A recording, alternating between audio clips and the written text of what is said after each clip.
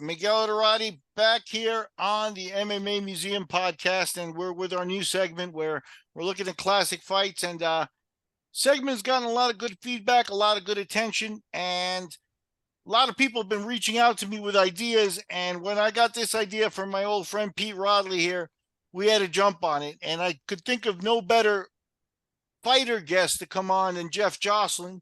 Jeff, thank you for joining us as well. We're going to look at one of those classic fights in Canadian MMA history and in really just MMA history, and that's Jeff Joslin against Jon Fitch. And we have the honor of Jeff commentating on the fight with us. It's a bit of a long fight, bit of a controversial fight, a very controversial fight.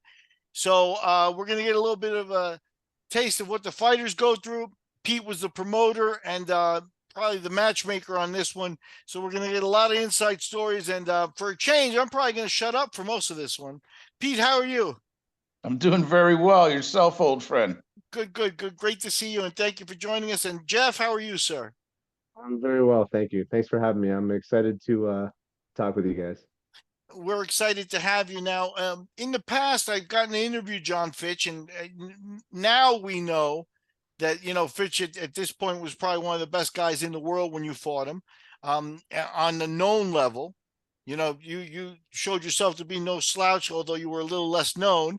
But Fitch was already established, and he was sold some fight in Canada against just some random karate guy, is what he understood when he took the fight. And he felt like it was a little bit of a setup that they were slipping him a real solid fighter. And he said, at the end of the day, much kudos to your skills and everything that you brought to the fight. Well, first of all, talk about your karate background, and then we'll get into the matchup. Well, I started martial arts a long time ago. When I was 5 years old, I was fortunate that my dad had opened up a martial arts school in 1967, and he was a karate black belt, three-time Canadian champion. But he always had the flavor of fighting. He always had heavy bags, and he had a ring. And I grew up on top of the gym, so this was my basement. We could go down there and spar with my brothers and my friends, and it was a nice time growing up in that type of environment. My dad always pushed the aspect of conditioning and being tough in terms of how hard you train. So he took a lot of the great stuff from his traditional karate background and then blended it with intense work ethic. And I honestly, he doesn't tell me a lot. I hear more stories from the people that train with him over the years and how insane the training was, how tough the training was. He's very humble about it, but the stories were pretty scary. Yeah, and to be honest with you, the proof is in the pudding in that you have a relatively short MMA career as per Sure Dog, but definitely, in my opinion, you would have to go down as one of the top MMA athletes that we've ever seen come out of Canada. And there's some good ones, but I would say top 5, top 3. There are very few that put together the skills the way you did. And showed it at a high level. The Jon Fitch fight being one of them that we're about to see. Pete, I'm going to let you talk, but I am going to hit play so that we watch this thing as we go here. We're going to play. It's a long video with the intro. Pete, as a promoter, putting a little bit into the it was called Freedom Fights, putting a little bit into the production. A lot of names, a lot of stuff that we'll go over here. This is truly a good window in history. Do you remember the date on this, Pete? Yeah, July 7th, 2005. This was actually the first nationally televised primetime MMA event in North America before Ultimate Fighter, so it was pretty big. We had some TSN celebrities. Michael Landsberg was the host. We had Johnny Terrio actually did color for this particular fight. Good friend as well, kickboxing legend from up here. So this show is a roller coaster, man. Like Jeff had several opponents, Fitch had several opponents, and yeah, let's hear what Fitch has to say. I haven't watched this in years, so this is kind of cool. Well, we're going to watch it without audio here because I'd rather us keep the conversation going. Oh, gotcha. Okay, awesome. What may not be obvious here is that's Stephen Quadros, who's doing the interview, who worked with Pride. Yep. And I actually got to judge a couple of IVCs with Stephen as well down in Brazil. So Stephen's been around the MMA game as well.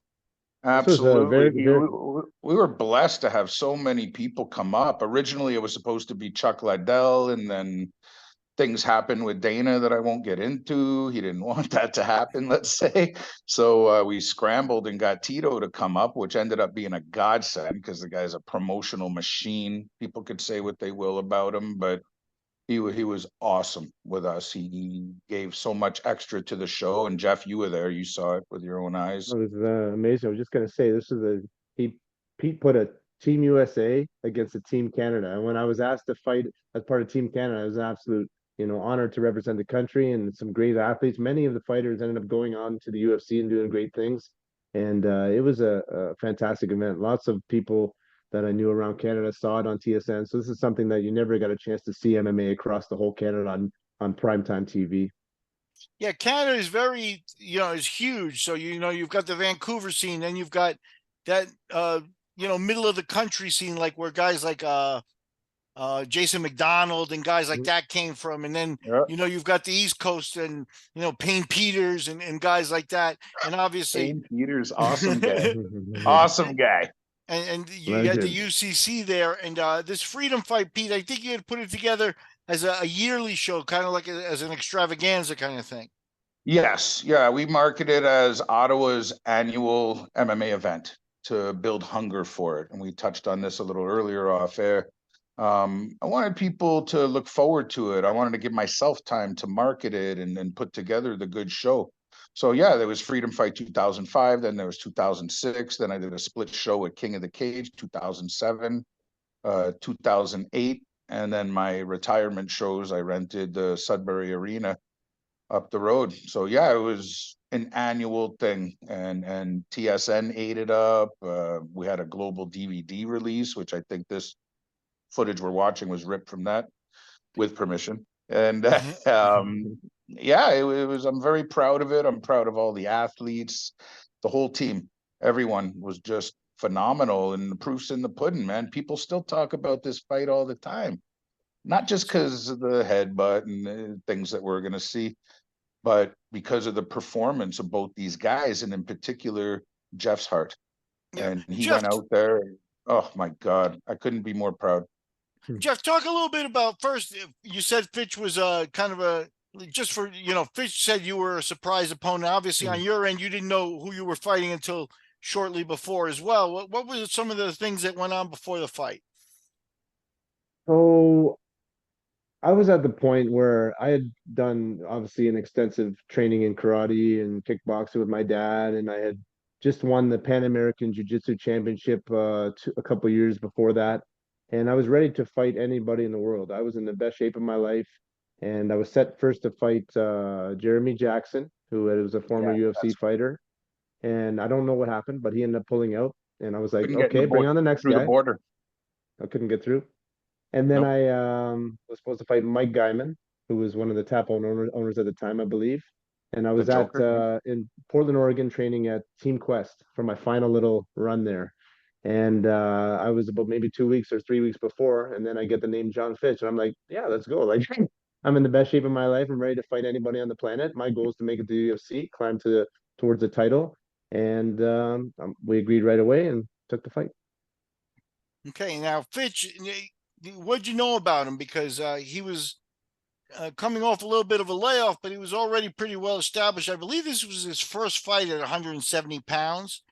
And he So this, said he may have had a little bit of a rough cut, but he also went in, with expectations of facing an opponent that he was going to be, more experienced, more established than, and that wasn't the Mhm. case. We're already into the fight.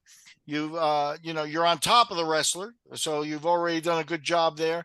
But you also had him swinging at you, which he'd been working on his boxing and stand up. So what were your thoughts on Fitch beforehand? What'd you know about him? know anything actually. So right when I got the name, I was in Portland, Oregon. There's no social media back then. Facebook, I thought was a virus that people were trying to spread around. It was this how long ago we look back at this, but I remember I Right. jumped to a website and Fitch had a website and he had a couple training videos. So I got to see him shoot a couple double legs. I'm like, okay, I got a little bit of visual and that's all I needed. And it didn't really matter. I felt well rounded and I didn't know anything about him. But I'm happy we fought because we both brought uh, very good fights out of each other. So that's important. You can just run somebody over and have a win, or you can have uh, a war that you both remember for the rest of your life. And I think Yeah. that's what we had. Yeah, and I think not only you, but the crowd also is going to remember this fight as we're getting into it. You're avoiding some up kicks there, and but you've got Fitch firmly working his guard, which technically isn't what a wrestler wants to do usually. Now you Yeah, I said you ended up had won taking him the down. So I caught his kick earlier and I took him down and then got yeah on top and started working jujitsu here past his guard and did some good ground and pound. I felt I was winning this round, and then near the end of the round, I get clipped with a headbutt, which we'll see soon, which I thought was a punch actually. So I thought it was a punch, and when I got dropped, I'm like, "Hey, nice shot!" And as I'm waking up, as I'm hitting the floor, I'm like defending and working, and we'll see that in a minute. But I thought it was a punch, so I just kept fighting. But it was a hard punch. The other ones were quite a bit softer than that one. Yeah, my angle where I was actually standing by the ring, Jeff, I saw the headbutt right away. I was like, oh shit, they're gonna give you some time, blah blah blah. The ref did nothing. I said, okay, as long as you were okay, you were defending, so I didn't make a deal out of it. But oh no, I clearly saw it. I was like, oh no, it was hard. That was a hard hit, Oh bro. yeah, it knocked my two front teeth out and cracked my nose right in the ooh, spot. And but like I said, I thought it was a good shot. I was like, hey, let's go. Let's rock. Yep, you yeah. saved the tooth though. I well, for a little while. Oh These aren't no, the really? these aren't the original ones, no. Oh, because we Gotcha. ran around that arena looking for a cup of milk to put your tooth. Yes, That yeah. Gary We stuck in Goodrich for a found few your tooth, months. Yeah, my and coach put my teeth back in after the fight and he turned one in backwards and he wouldn't go in all the way. He's like, was one lower than the other? And I'm like, coach, is that so we put it back in and stayed for a little bit. Yeah. Good Wow. times. oh So we yeah, ended and then broke his nose during that. And you'll notice in one part, he wipes his mouth like this and flings it, and this ribbon of booger and blood goes through. It landed in one of my friend from up here, one of my friend's beer.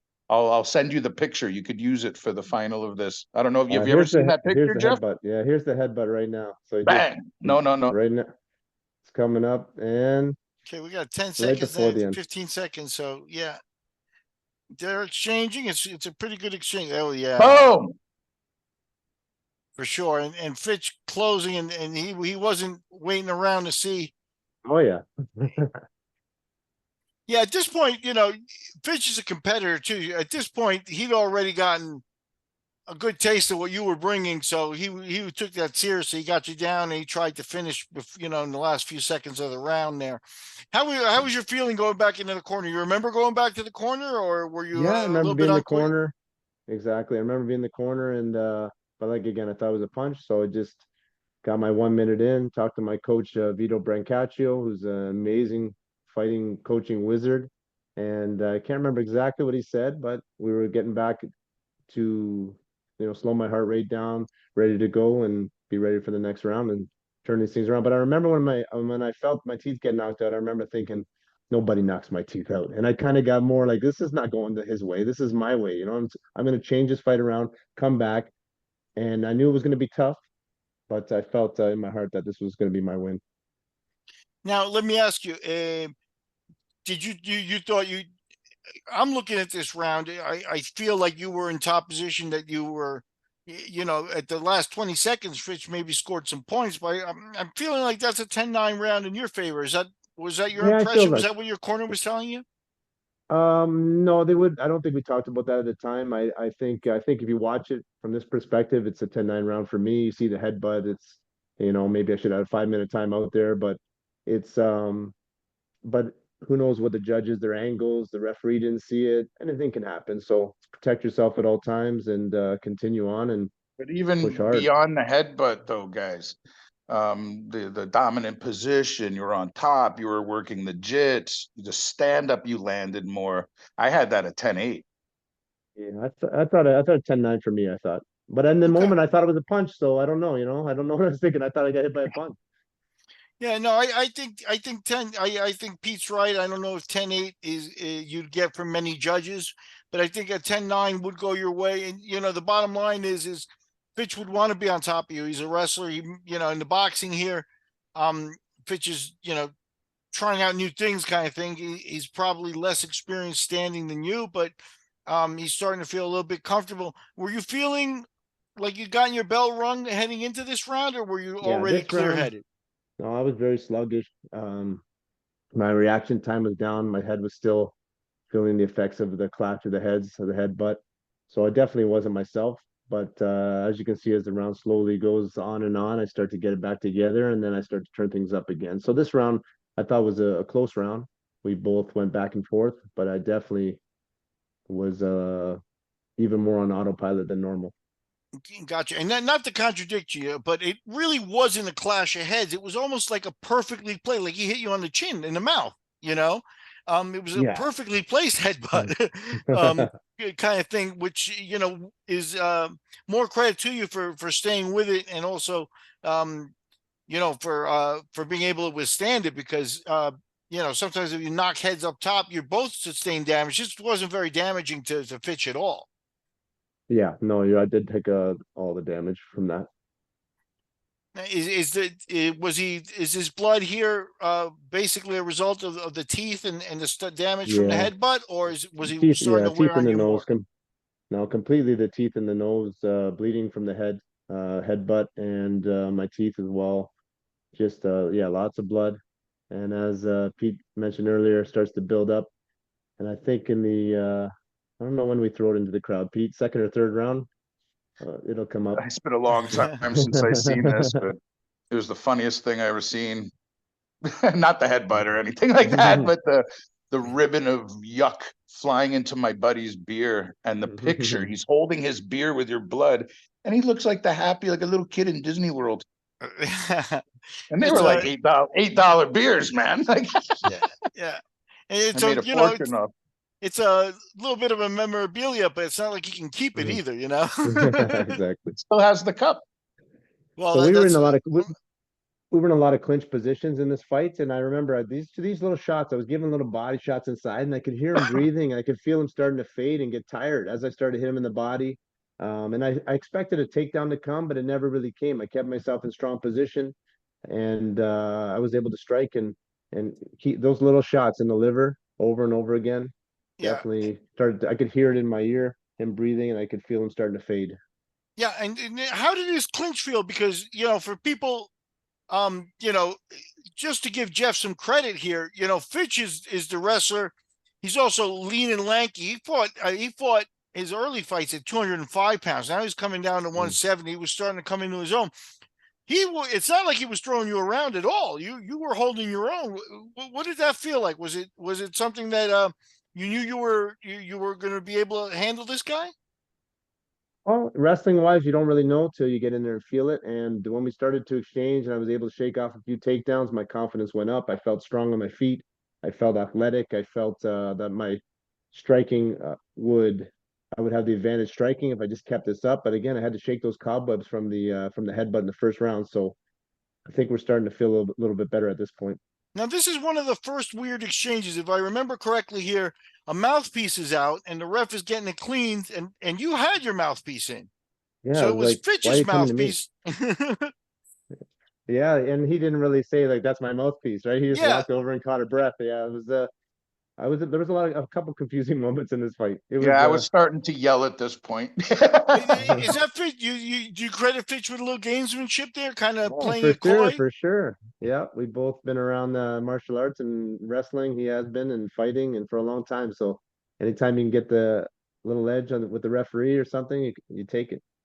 Here's a question for you, Jeff. I did talk to Fitch after, and he said he was very surprised that you were able to hang with him in the clinch, in the wrestling aspect of Mhm. the game. Were you surprised that he stood and threw with you, and his leg kicks and that we're seeing in the combos? Well, I didn't really know much about him, so I didn't. I knew he did some wrestling, but I didn't know his any striking background he had or what he was doing. But at the beginning, he did a couple cool things, like he moved his head a little bit and kind of slipped when I punched, and he kind of did a couple things that I had to adjust to. And then once I adjusted, I was able to feel comfortable. But there was a couple moments where he did a couple cool things. You're like, hey, okay, you got a couple things you like to do, and yeah, I definitely it That was was a nice. It was closer nice. It was a round. nice mix. Yeah, That was for a sure. closer round, but I wouldn't be if a judge said I gave it to Joslin. I don't know that I could argue much with him if he said I gave it to Fitch. That really is one of those. It's you got to leave it to the judge's perspective. This was a closer round than the first one in my book, and Mhm. you know, the damage to the face, unfortunately, to the rudimentary judges sometimes it becomes a defining factor in which way they're going to go, because you were bleeding going to the corner, but you were clean the whole first round, and now you're Mhm. kind of bloody the whole second round. So we could call it an even fight going into the third. Was that your feeling, or is that how you fought, Yeah. or was Yeah, I your think attitude? that's definitely I think that round was very close. I think I think I took the first round minus the headbutt, and so now it could be 1-1. But like I said, you never know. Never leave it to the judges, right? Yeah, that's that's a good thing, especially because in MMA,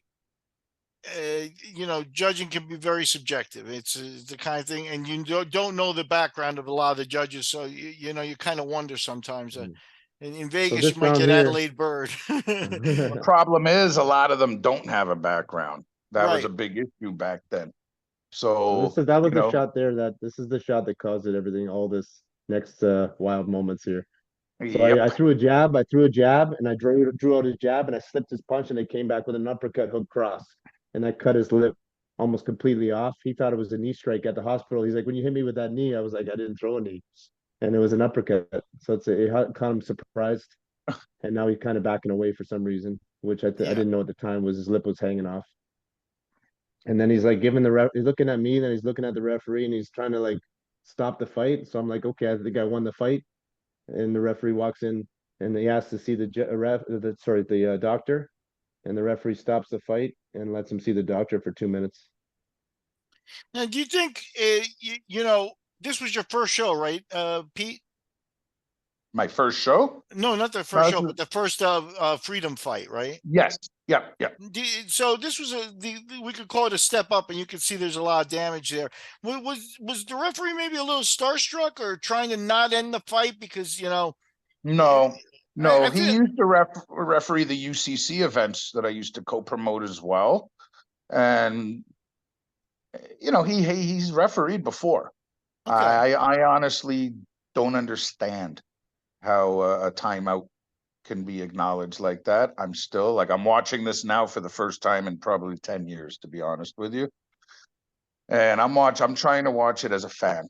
And good Lord, I don't get it. In my eyes, right here, he tapped out. Yeah, So that should be it almost reminds me of the it's similar but different, but it reminds me of the Tim Kennedy and Yoel Romero situation. I don't know if you're aware of that one, where Tim kind of knocked him out, finishing up the second round. He was saved by the bell, and then his corner went into all kinds of shenanigans, and he got a couple of minutes, a long break in between rounds. Whereas, like, if you can't get up off the stool, the fight's over. If you that's can't it. keep fighting, the fight's over here. And Fitch looked like Mhm. he had had enough there. Like he wanted, hey, if your lip is hanging off, you want to check. Most people want to keep their lip, so I'm not discrediting Fitch, but that fight should have been over right there. Yeah, but here's the thing: if the referee sees a cut or damage like that, he can call a timeout and have the doctor inspect to see if he's capable of continuing. If a fighter makes the choice to call that moment, that's a tap out. It's Yeah, really that simple. It's and that it simple. it looked, we're not listening to the audio, and I wasn't there, but it sort of looked like Fitch with his tentative like approach in that corner, where he got in the corner and kind of slouched, like he was asking. I don't think that was the ref's call. It didn't look like the ref's call. It looked like the ref was Absolutely, it wasn't. acknowledging Fitch's. It was. No, It was. he called it himself, and he was looking at me, looking over there, and stopped the situation for a cut that doesn't even block your vision. It's on your mouth. It's not even threatening the fight. The referee would never stop that ever to check a lip. They're going to check your eyebrows so it doesn't drip in your eyes, but they'll never stop that type of injury. So, what was your mindset going in at that point? Were you in the fight just I doing was your like, I thing, got or this. I was like, this is it, man. You gave up. I'm like, I got this fight. I am dominating. People are chanting Joslin in the crowd. It's going crazy. I'm like, this is it. What up? My teeth are knocked out. I'm like, I did it just like I thought I was going to win this fight. He knocked my teeth out. I got knocked down. I thought it was a punch. It happened to be a headbutt, but I got this. You're done. Look at you. You know, you can't move. You're done. I'm going to grapple you. I'm going to strike you. I got this fight in front of my home crowd here in Canada, and this is it. You know, now it's and my time. so you had a motivational rush. You didn't feel cheated like it should have been stopped already. No, I'm like this. There's no way he's winning this fight. I got this fight. This guy just quit. He quit. I'm smashing him. I'm passing his guard. I'm on the ground. I'm dominating position. He's gassed. It's over. This has got to be a 10-8 round for this one. Like, you know what I mean? He called the timeout. There's no way that he is going to win this fight. In my head, that's it. This is it. And they're Yeah. chanting, and the energy was incredible. And I just was proud of myself. Not especially at the end of the fight when the buzzer goes. The feeling I had was like, man, if I can go through that and come back and make this guy quit and win this fight like I'm going to, man, I can do anything in this fight game. I can climb the ranks. I can do well. So it was a good confidence builder for me. And what did you feel in terms of the that stand up there at about a minute and a half? They stood you up. Is it, you know? It I was feel okay. like Yeah, I don't mind. Yeah, I think I felt like he was done, and I felt like it. This is good for me too to stand back up. even at stand up to me, as just as an observer, it looked like there was plenty of activity there. Like it's Mhm. not like there was a stale situation where you want to stand them up to refresh the fight a little bit. I think there was limbs under the ropes. It looked Oh, like to me. Maybe, Yeah, it was I just a different. can't. It That's the was only just a thing I little could different think. time when in Quebec back then when we fought in rings. It was a little bit, they pushed the fight, they Hmm. stood you up, they did this, if nothing was happening. It was just a little different time in MMA back then. sure, sure, okay. So Definitely. it's a testament to your strength as a martial artist mentally, because there's a lot that you could be bitter about. Other fighters might choose a bitter path here, but you're taking a very realistic approach, and I don't see how you could give Fitch this round. There's no way you can give Fitch this round either Mm-mm. as a takedown, at the very end, and that's it. Yeah, To be honest, I don't think I didn't have a negative thought. And I think that's what as a fighter, you have to always think positive. No matter what happens, you're always on to the next move. And when the other guy starts to think negative, then you run him over. yeah. Yeah, I've And now judged, I've Fitch, judged many fights, and the and first round, Joslin 10-8. Second round, I gave to Fitch 10-9. It was okay. close. It could have gone. I would have. Third round, 10-8 Joslin, Yeah, without a doubt. and Fitch, to his credit, he's a pro enough that he knows, even if in his mind he might have thought he lost it, and I'm not saying that that's the case, but even if he did, he didn't want to look down. He's got his hands up and playing the judges as well. So, Hmm. but you thought there was no doubt when they bring you to the middle of the ring, Jeff. Oh man, what a feeling. Like it was just like it was one of the best feelings of my life. I had come back from craziness and I had beaten this guy in front of all my fans and people my friends and family and man, it was no question in my mind. I was just so happy and it was like and then you have this rush, you're just feeling this crazy rush and in my mind there was no question. You can even see in my face when they make it a split decision, I'm like, what? Split decision? How is that even Yeah. possible? Now I just noticed something, and again, Jeff, you're a classy individual. It almost seems like you helped Fitch, like you signaled the ref too, like, hey, he wants attention, or he's got something going on Yeah, there. I made a mistake there. I made a mistake, but in the moment, I've never seen that happen before. Where the guy's like, "Stop!" I'm like, "Okay, maybe there's a bit too much of that polite Canadian. I'll pound you in the ring, but then when you call it, enough's enough. I'll stop. And then, And but then you then when say sorry after. yeah, and then when the fight continued after 2 minute break, I'm like, "Oh man, I thought it was over. I thought he was gonna stop it, but you just got to keep fighting." Yeah, you see Team Joslin looking disappointed. Again, classy people, they're applauding with the disappointment showing on their faces. Um, You recognize Jeff that face right there, Miguel? is Erin Tohill, right? Yeah, Mhm. man. Yeah, she boxed Layla Ali, and she's Yeah. done a few MMA fights. And she was generally a 160 something pounder, so you could see she's Jon Fitch's size and a little bit bigger. Mm. So there wasn't a lot of MMA activity going on in that weight class, even now for the ladies. but she was an athlete that a lot of people were interested in maybe getting her in the cage at some point. Yeah, we wanted to, but no one wanted to sanction. There was no interest in ladies MMA. I was always an advocate for it, but anyhow, I think Fitch was surprised at the decision. To be honest with you, I really do. Yeah, you could see it on his face, and when they raised the hand, he was just like, "Whoa, hey, I got it." So, Yeah, hey, especially with the whole hometown thing and everything like that. It really is an unexpected situation. You would think that they would be slanting towards your way of the fight. If you had been in Fitch's shoes and they called it for Fitch, people would say, hey, he had the hometown advantage kind of thing. But he didn't do that. Who were the judges? What's going on with these guys? What was their excuses to you afterwards, Pete? They're all commission appointed. I pay Okay. the athletic commission and they appoint and choose the referees. We've never had a problem. This was probably my 20th show I did in Quebec with UCC and blah, blah, blah, and all the underground stuff. Never had a problem with the referees. The commission, I won't say anything bad about them. They were always a charm to deal with. We worked great together. With this though, this was kind of crazy. And in my opinion, when I pay the athletic commission, they are there to oversee their referee. So I went over and I told Mario Latraverse was the commissioner. Remember him, Jeff? And I said, look, this isn't right, and you're compromising the integrity of my show, and you're compromising this man's career. Like, this isn't right. And I didn't get the answer I needed. And being a New Yorker, I got kind of crazy. And Mario looked at me and goes, well, I could take your promoter's license right now, right? And I said, okay, I better shut the fuck up. Okay.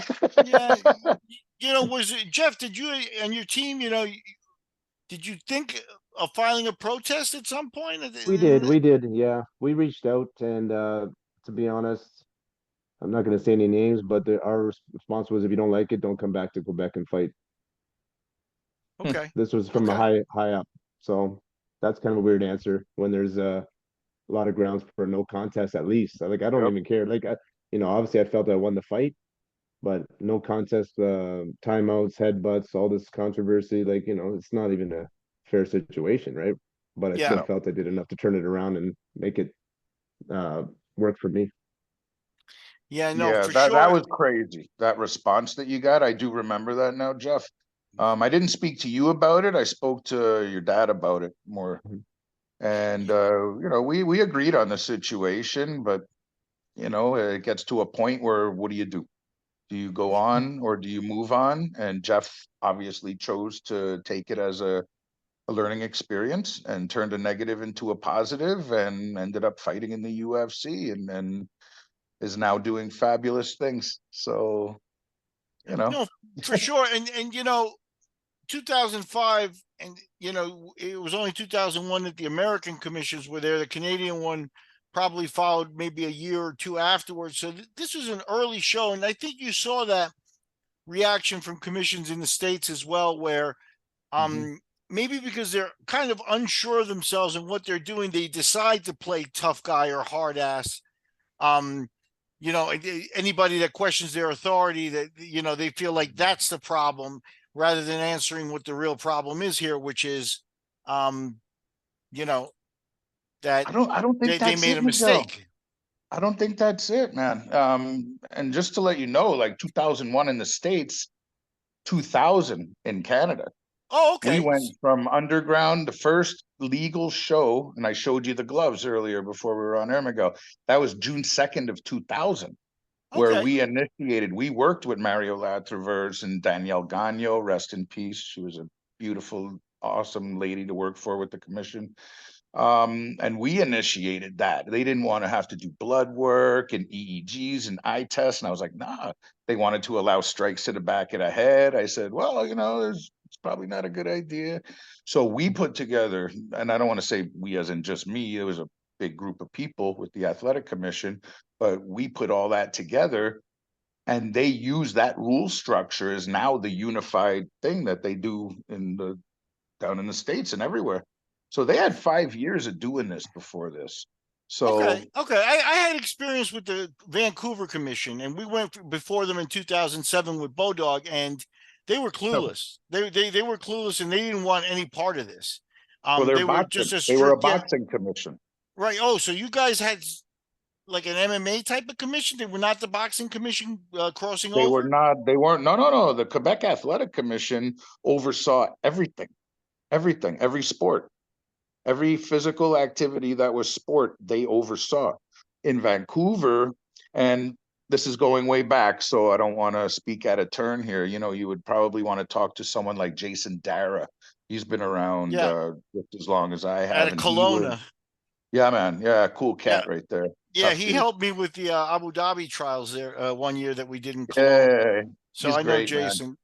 So he would be someone to talk to, but if I'm not mistaken, they're more boxing guys, so Yeah, they wouldn't they were a straight understand. boxing commission. They were a straight Yeah. boxing commission. So very interesting. I learned something there about a little bit of the structure in Canada, and I got to meet Jeff Joslin, which to me is a treat and an honor because, like I said, you always had a reputation as being one of those secret weapon kind of guys, a guy that, you know, if you were sold as a karate guy by the promoters and stuff, you definitely bought a lot more. I think this fight shows it. I think this fight with Fitch, who was a top guy, who was at some point he went 5 rounds with St. Pierre, you know, for the UFC title.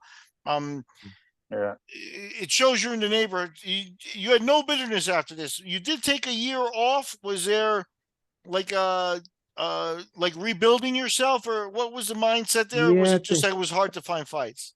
that was, yeah, it was hard to find other people to fight me. And a lot of people chose not to accept fights. A couple guys did. I was supposed to fight I think Jesse Bonfelt for the King of the Cage title, and then I blew my ankle out or something. I had an injury. I just had a couple injuries, and then I was able to fight Nuri Shakir for the belt in Apex, and I won the belt there very quick. And I was my goal was to be the first person because no one had knocked him out in 20 or 30 fights, and he had fought 4 or 5 UFC vets. So I got him in a minute and a half, and Yeah, then I got the call to fight against Koscheck, short notice on Miramar base. So my goal to get to the UFC was able to accomplish that. This Fitch fight was a huge step for me, even though it was a loss. It taught me that I was ready for, to see Fitch go on and beat 9 guys in a row in the UFC. I was like, okay, I can do this. So it gave me a lot of confidence. And then, unfortunately, after my first UFC fight, I banged my head in training, got a concussion, training to fight Chris Lytle. I was supposed to fight Chris Lytle, and I couldn't shake the symptoms for 2 years. So when I wow. got better, I thought, hey, it's better not to get punched in the head. So I ended up retiring from fighting. I still teach everything. I do jujitsu. I can still roll and train and exercise, but health first, family first. Sure, absolutely. And just to back up a little bit of what you said, I probably booked Nuri Shakir half a dozen times. And when I saw him on your record, I said, decision. And then I looked and I was like, oh, shoot, no way. You stopped him. That definitely is a feather in your cap because he was a rugged guy. And also, and also pretty sharp on his stand up. So it wasn't a Nuri's the submission. real deal. You got him at his own game. So it just goes to show now, as we close up here, when you got to the UFC, you happen to fight one of Jon Fitch's close friends and corner people, like John Kochick and him were a team together. Was that a little bit of a motivating factor going into that fight? And you describe that fight here as we close out. I didn't need any more motivation. This has been my life goal. I've been training since I was 5 years old, 31 years old at this point, and I'm fighting one of the best guys in the world, one of the rising stars. So it's just time for me to show my skills. I've done a lot in Canada, but now I'm in the US market. I get to be on Fight TV for millions of viewers for free, and that was enough motivation. So I trained super hard for that fight. Koshik and I went a 3-round war, had a great battle. I felt very, very strong in that fight. And it was a fun fight. And I know I heard an interview with Fitch. He was talking about him trying to warn Koscheck about training hard for me. He's like, man, this guy's no jokes. That was kind of nice. That was kind of Fitch, and he seems like a really good guy. So I'm just, I'm very grateful for Pete and to have me on the show. I'm grateful for a great fight with Jon Fitch, and I'm grateful for everything that I've been able to achieve in my life, and I got to achieve all my dreams in the sport. So. And I'm thankful to be here with you guys to reminisce about it. It brings back a lot of great memories. Thank you. Likewise. For This is sure, for sure. awesome. Yeah. I still speak of the most interesting after party I ever had was in the Emerge with you and Fitch. Remember Yeah, that? we went there. Pete took us. Fitch is beside me. I have a rule. if I'm in the hospital after my teeth got knocked out, my opponent better be with me, or I really screwed up. And so Fitch is beside me, his lips hanging off. I'm here, my teeth. I'm trying to stick my teeth back in, and we're eating pizza together, and we're trying to explain to a lady that's in a normal person in an emergency that we did it to each other. So that was Yeah, That's her little that kid I got hilarious. remember. stung by a bee, remember? And the That's kid was awesome. like, "What happened to them? Did they get hit by a car?" I was like, No, they fought each other a few hours ago, because to me, that's normal talk. And the kid was like, "What?" And you guys at Yeah, one point were sleeping, leaning on each other's heads because it took forever to see you guys. And I ended up I missing don't know the about whole that. I after don't know if party. I was leading up Fitch's head. I don't know. No, you guys were sitting next to each other and you were like, "Ugh." I don't know, it was a concussion or whatever. But yeah, it was just so many unique stories. And you know what? Like all the headbutt and blah, blah, blah, nothing was intentional. There were no intentional headbutts, no maliciousness. Fitch was cool to deal with. He was cool with Jeff after, lots of respect. So I think it was a learning experience for all three of us, really. Me as a Yeah, promoter, Jeff, of course, and I think for Fitch as well. Do your homework, yeah, because he was never told Jeff's just a karate guy. I've never done that to anyone, never would. Yes, Jeff and I, our families go back, decades. That's a fact, but I would never do that. He knew Jeff was a well-rounded athlete, and you know what? Do your research. yeah, Like yeah. the info was there. And so I just want to make that clear. Yeah, and as we, watching the fight here as we close out, I want to thank both guys too, Fitch and Jocelyn too, because sometimes, you're on this stage, which is a big stage in Canada, but you've got bigger dreams. You want to do something like that, and you run into something like this. You know, you got the headbutt, you're bleeding, you got your teeth knocked out. That might be an out for some guys. Fitch had his lip.